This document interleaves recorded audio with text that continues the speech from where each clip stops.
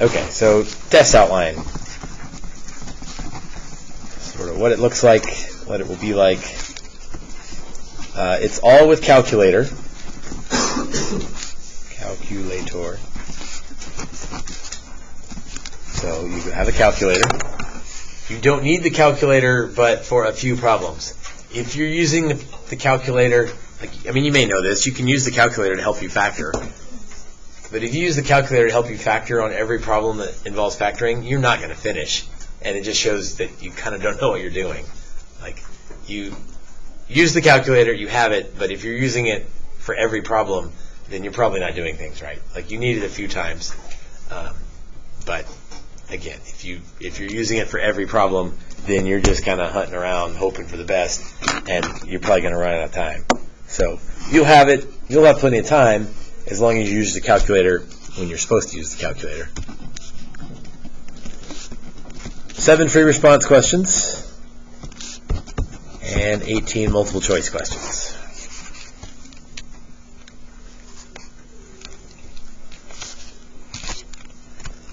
And now let's walk through the types of questions you'll see. And I tried to put these in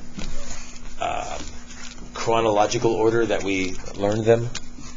So solving and factoring, 7 of those. I just grouped those together, right? Those aren't exactly the same thing. Sometimes you solve, sometimes you just factor, but I think you know the difference between those two by now. Just to catch a bunch of problems with one title, we'll say properties of polynomials. 5 of those, but we should probably pause there for a minute and say what I mean by properties of polynomials. Part of that are the different types of zeros, like real versus imaginary.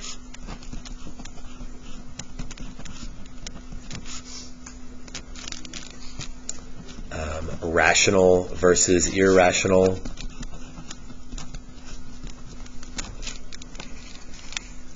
So real would mean it doesn't have an I part. Imaginary would mean it has an I part. Rational means it can be written as a ratio. Irrational would mean can't be a ratio. So like square root of 3 is irrational.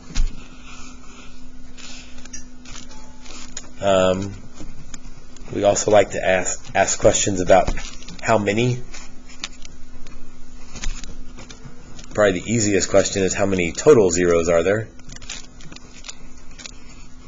Because how do you find how many total zeros there are? That's just the degree. So that's the easy question. We can ask how many real zeros there are.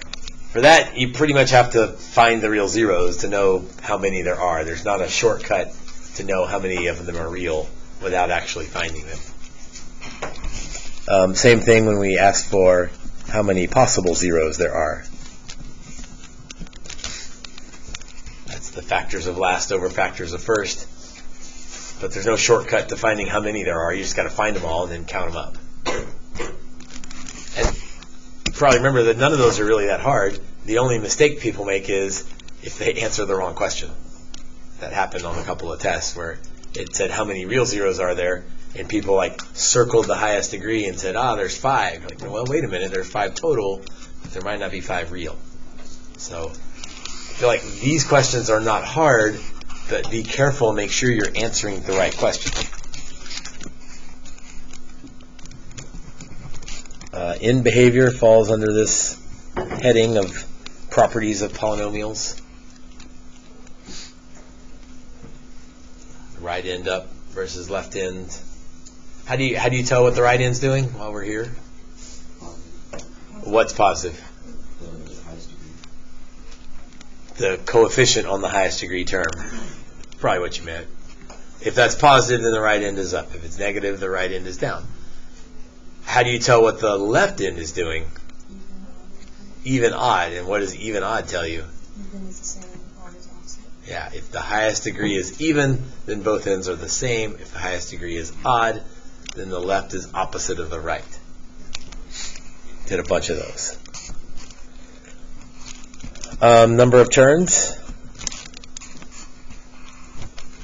Remember how to figure out how many turns a graph might have? Yeah, one less than the degree. You can back all the way up to x squared. You know what x squared looks like?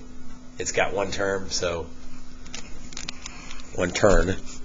X cubed, you know what x cubed looks like? That has two turns. So it's one less than the degree. All right. Roughly speaking, I think solve factor was the first unit of the 9 weeks. All this property stuff was the second unit of the 9 weeks. And then we get into the new stuff, like multiply / divide / simplify.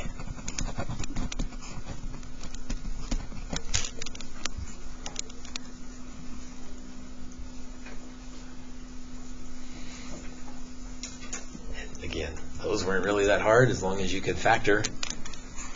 Keep it, change it, flip it. Cancel factors, not terms. Long division is also thrown in there with divide. Just 'cause I didn't want to list every single thing that was on there. I was trying to group these things. Adding and subtracting fractions.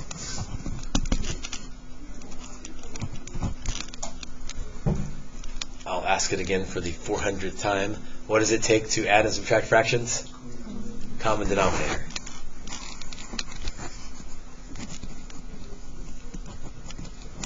Complex fractions. 2 of those. What's a complex fraction? Fractions in the numerator. Right, fractions in the numerator or the denominator. So fractions and fractions. There were 2 ways to clear those out. We'll do at least one of those later. There is a word problem, and there is a Calc 0 problem. By that I mean know how to use the calculator to find the 0, which is second Calc 0, left bound, right bound guess. Obviously that one you definitely need the calculator for. Most of the others, they wouldn't do you much good with the calculator. The word problems, we used calculators on those. So, sort of calculator mandatory for those. The others, maybe they help, maybe they do, maybe it doesn't. Okay, for you guys trying to take a picture, there it is. I can zoom out just a little bit. There we go. If you're a picture taker rather than a note taker, shame on you, but there it is. It does make life easier. Put it all up there at once.